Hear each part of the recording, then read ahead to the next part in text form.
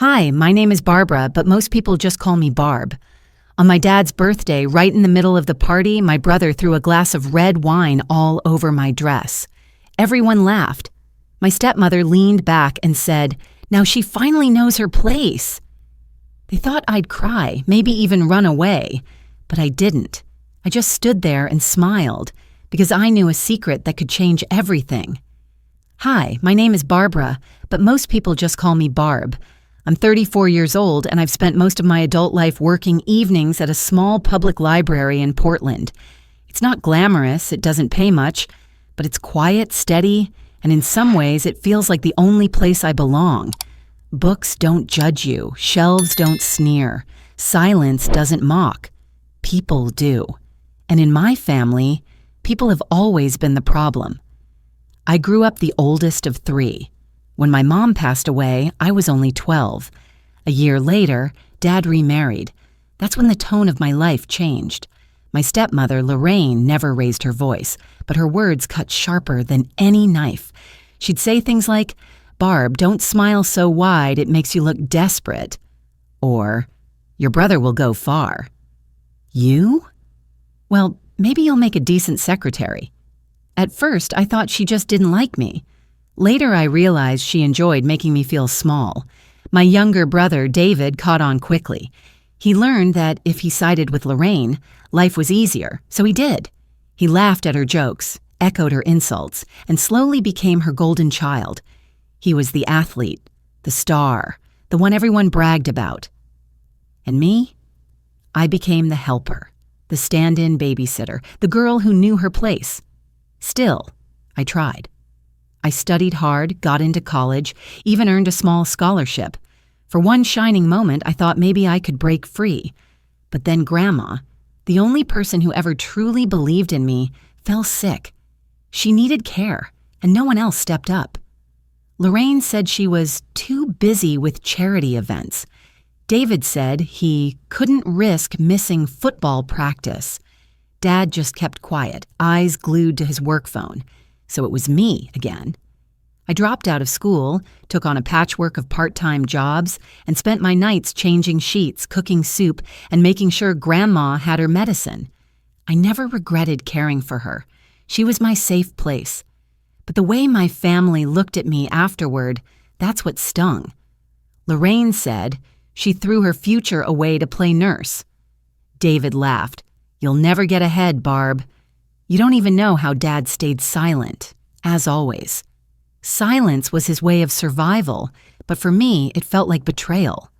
By the time I hit 30, I was still shelving books at the library and living in a small one-bedroom apartment. Meanwhile, David became a mid-level manager at a software company. Lorraine boasted about his salary at every family dinner. To them, I was nothing more than the poor single sister who never lived up to her potential. And then came my father's birthday.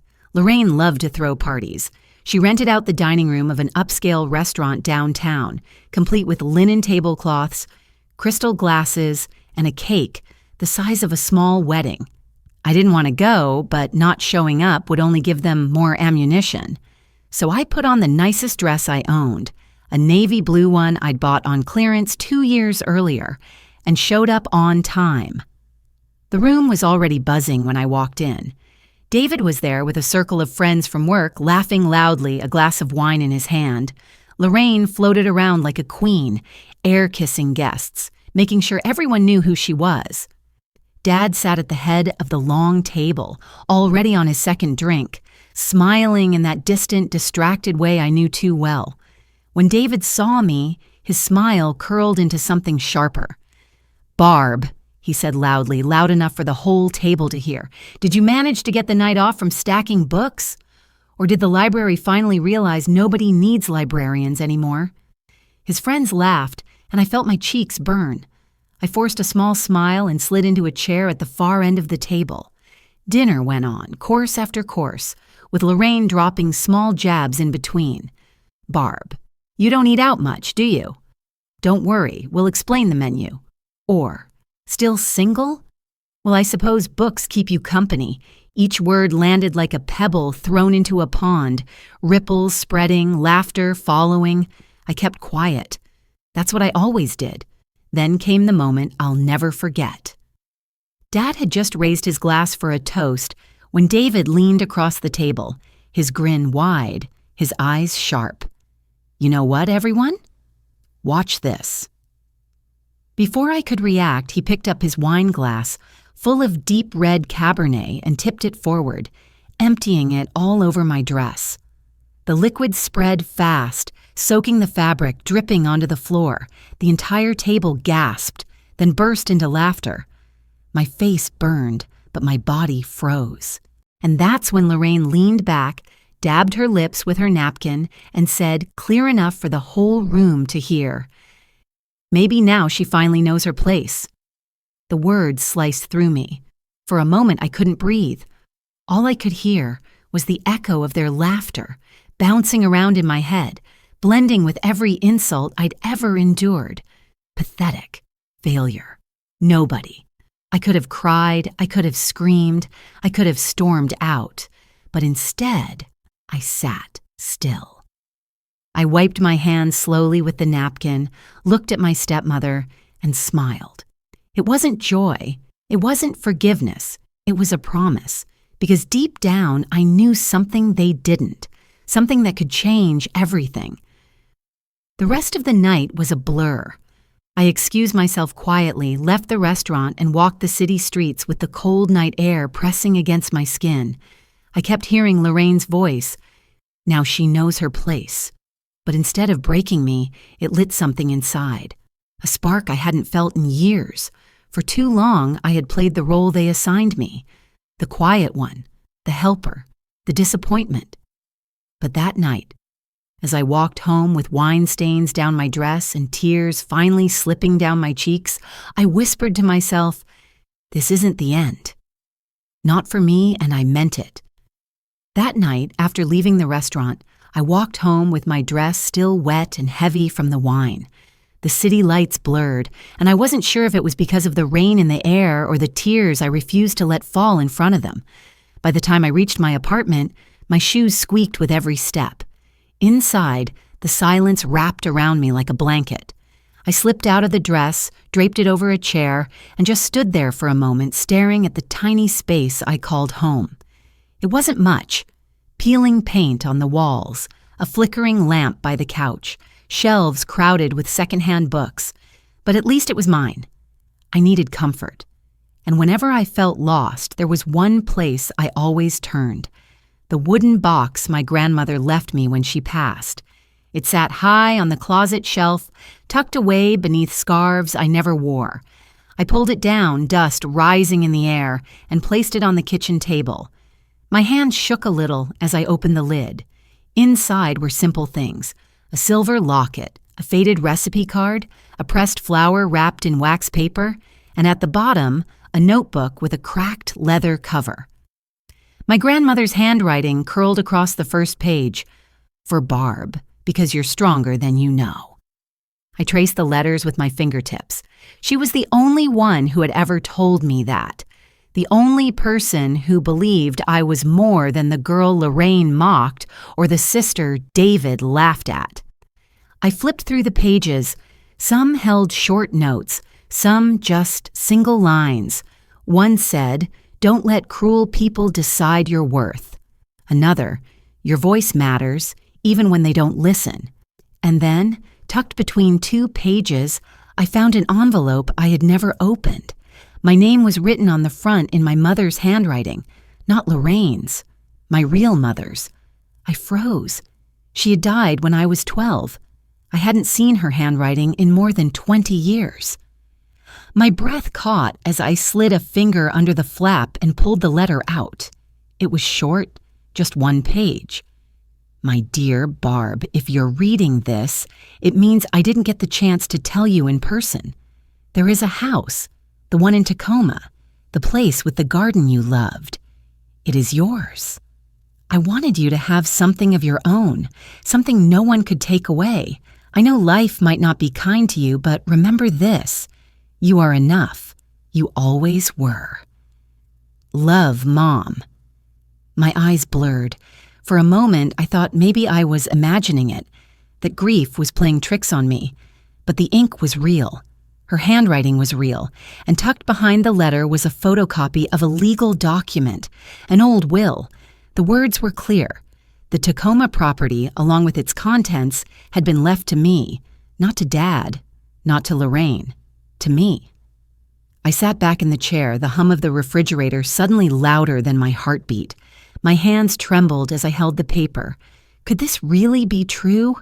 Had my mother known even then that I would need something to hold on to? I thought back to that garden. I remembered being 6 years old, chasing butterflies while Mom clipped roses. She would kneel down, brush the dirt from her hands, and say, "This will all be yours someday, Barb. A place to rest, a place to grow." At the time, I thought she was just talking about flowers. Now I understood. I pressed the letter to my chest and closed my eyes. For the first time in years, I felt a spark of hope. Not the fragile kind that flickers and fades, but something steady, something real. The next morning, I carried the notebook and letter to the library with me. I couldn't concentrate on shelving books. My mind kept circling back to the same thought. If the will was valid, if the property was truly mine, then everything Lorraine and David had said about me being worthless was a lie. I didn't need their approval. I didn't need their pity. I had something stronger. Proof. That evening, I made a call I'd been putting off for years. Mr. Harris, an attorney who had once been my grandmother's neighbor. He used to visit her porch for iced tea on summer evenings. He had been kind to me, even when I was just a quiet, awkward teenager. I wasn't sure he'd remember me, but when he answered, his voice was warm. "Barbara," he said, "it's been a long time." I told him about the letter, the will, the copy of the document I had found. My voice shook, but I got the words out. There was a pause on the line. Then he said, "Bring it by tomorrow. We'll take a look. If it's what you say, this could be important." After hanging up, I sat at my kitchen table staring at the letter. For years, I had believed I was powerless, that my family's cruelty defined me. But now, maybe I wasn't powerless at all. Maybe my mother had seen further than I could. That night, as I folded the letter back into the notebook, I whispered to myself, "This is not the end. It's the beginning." And for the first time in a long time, I went to bed with a sense of peace. The following week, Lorraine called me. She never called unless she wanted something. Her voice was sweet on the surface, but sharp underneath. "Barbara, we're having a little family meeting on Sunday. Your father insists you be there, 7 o'clock. Don't be late." I almost laughed at the word insists. Dad never insisted on anything, not when Lorraine humiliated me, not when David bullied me, not when I gave up school to care for Grandma. But this time, suddenly, my presence mattered. Sunday evening, I walked into their house. It smelled of furniture polish and expensive candles. Lorraine always liked to pretend we were a perfect family. David was already there, leaning against the kitchen counter with a smirk. Dad sat in the living room, fiddling with his glasses. On the coffee table was a folder, thick with papers. Lorraine gestured toward the couch. "Sit, Barb. We just need you to sign a small document. It's nothing complicated. Just a formality to make sure everything with the estate is tidy." I sat, folding my hands in my lap. "What kind of formality?"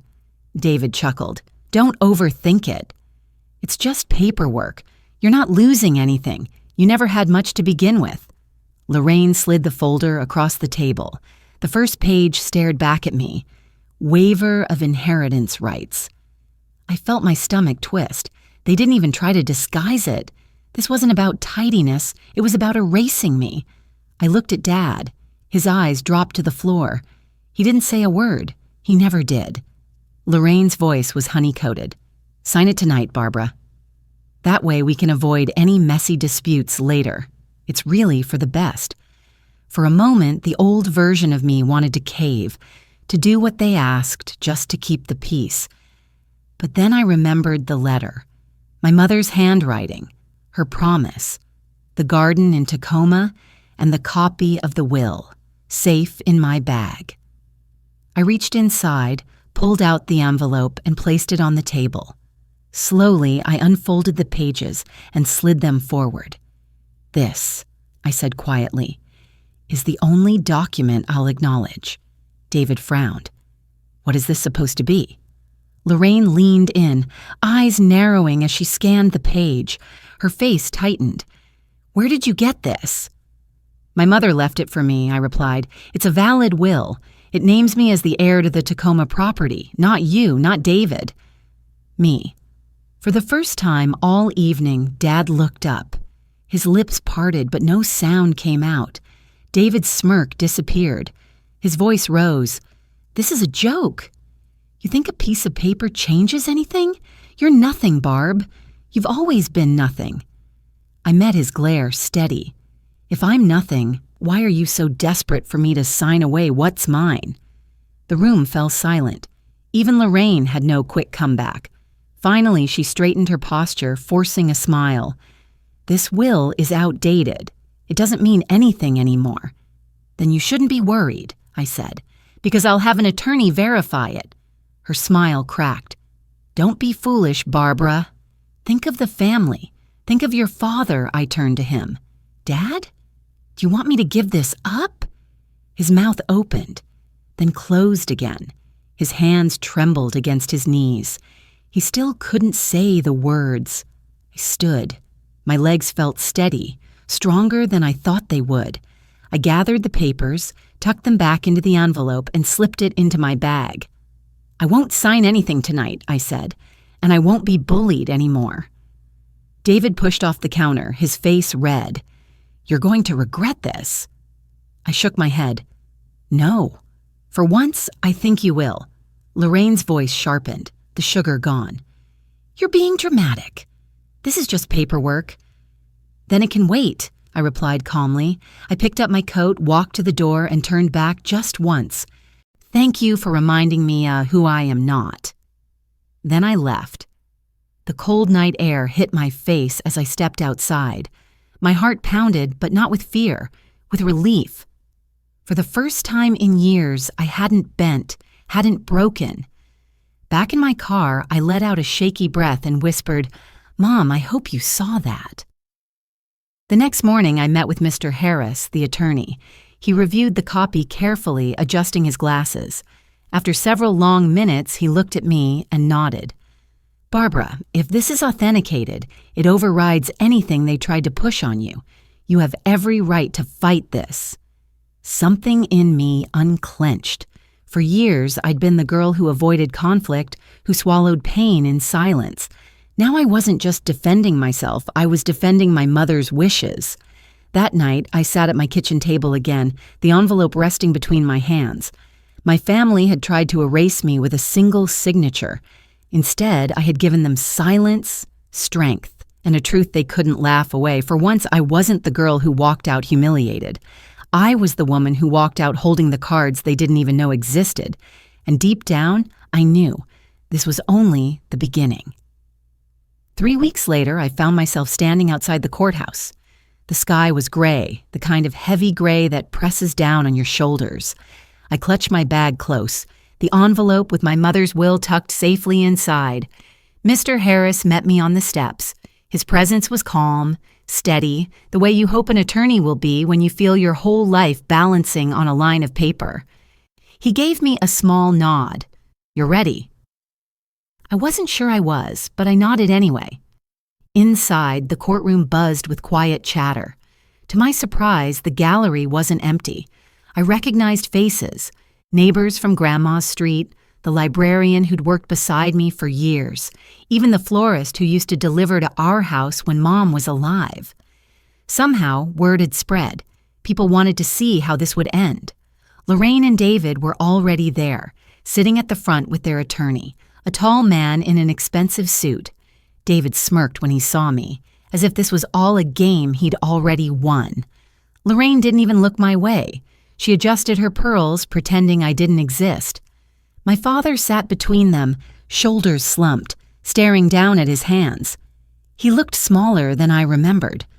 When the judge entered, everyone stood. She was a woman in her 60s with short silver hair and a gaze that cut like glass. She wasted no time. We are here today to review the validity of a will allegedly authored by the late Mrs. Ellen Reeves and to determine rightful inheritance of the Tacoma property. Hearing my mother's name spoken aloud in that room sent a shiver through me. The opposing attorney stood first. His voice was smooth, practiced. Your Honor, the family has operated under the assumption that the property belongs to Mr. Reeves and his current wife.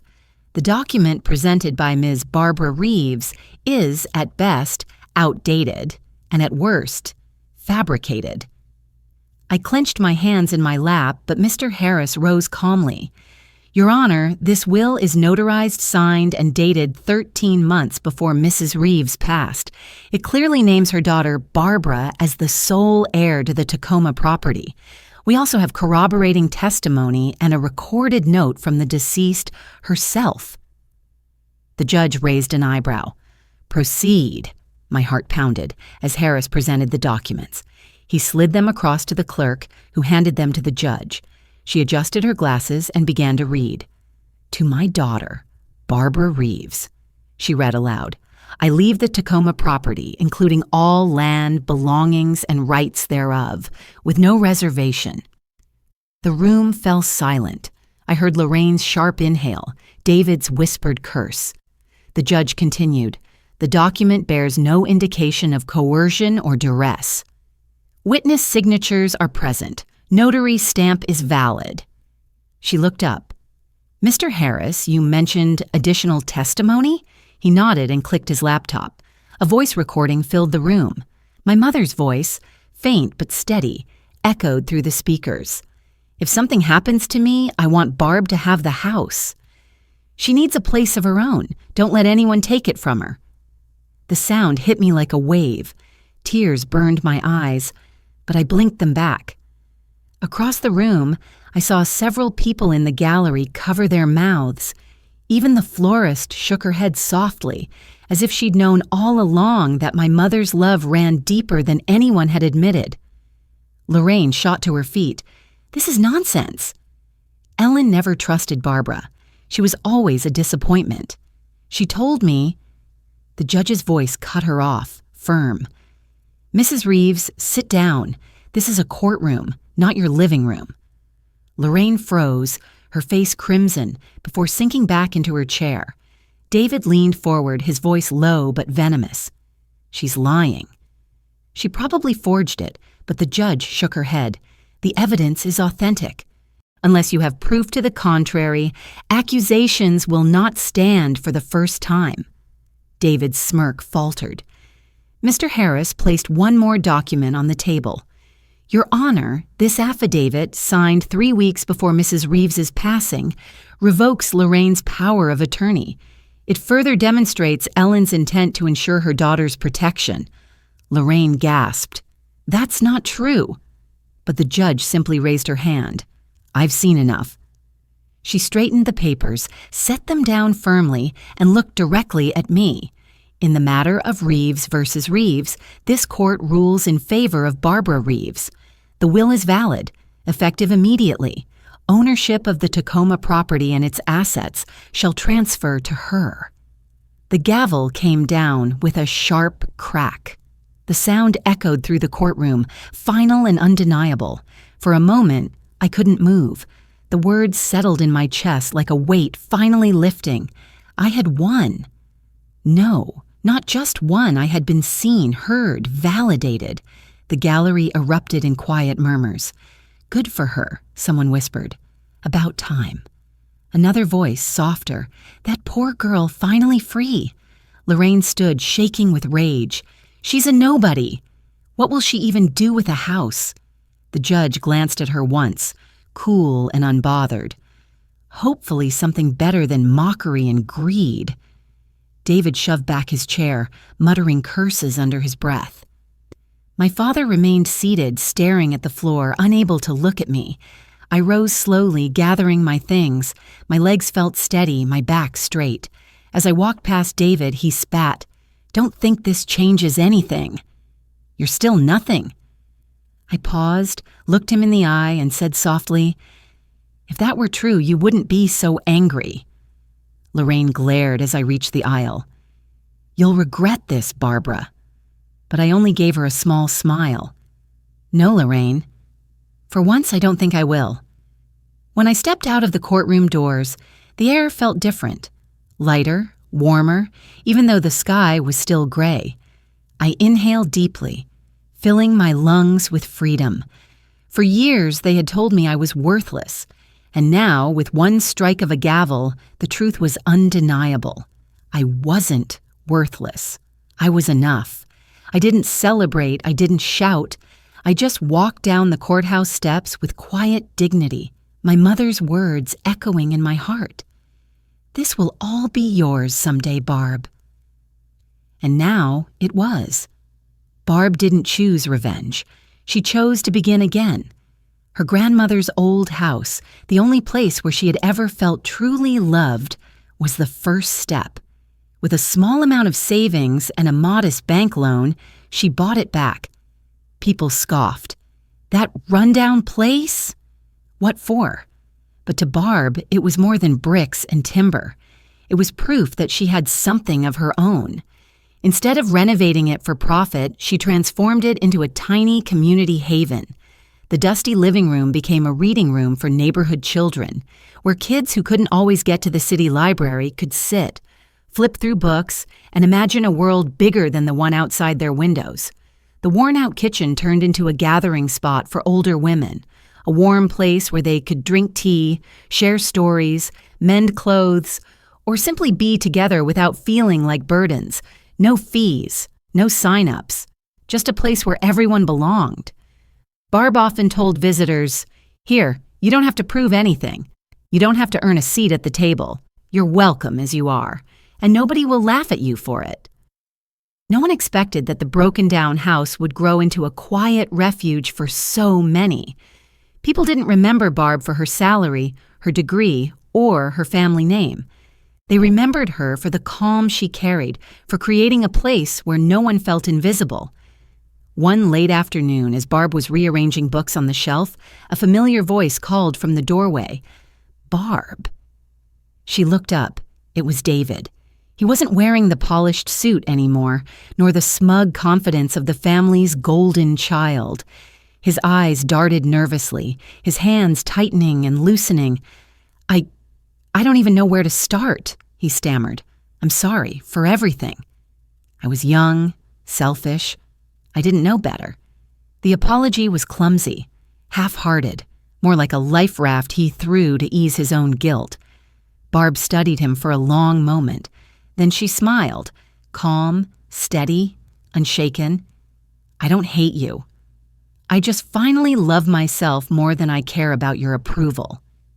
David froze. He gave a faint nod, then walked away.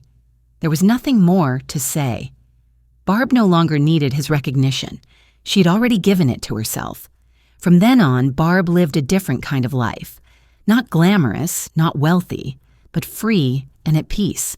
She read stories with children, cooked with the elderly, and every evening when she locked the door, she knew, "I finally belong somewhere." Her story wasn't about toppling villains or triumphing with applause. It was about reclaiming her worth and redefining what home meant. And the message she left behind was sharp in its simplicity. Even if your family humiliates you, even if they strip you down to nothing, you can rise. You can protect your value. No one, not even blood, has the right to define you. The world may laugh.